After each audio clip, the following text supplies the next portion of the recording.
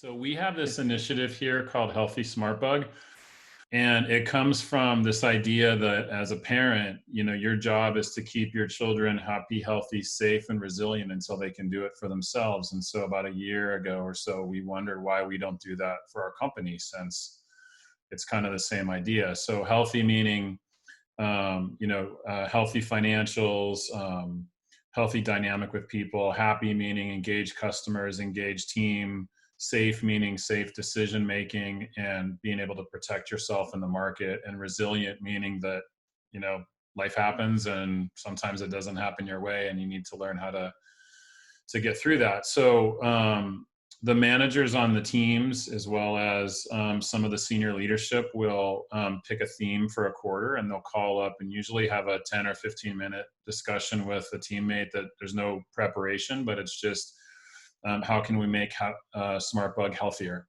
And so you get these, based on that, you get some really interesting feedback from people. And often the question, that being able to ask why after that question is so much more powerful than like an EMPS score or an Office 5 score or something, because you can often, on the anonymous things, you can often mistake problems when they're not. And for example, we had a person here who, on the anonymous feedback piece, they raised their hand with their name and they said that they were, concerned about their stress. It wasn't stress. It was the fact that they felt like that they needed to be tied to their desk.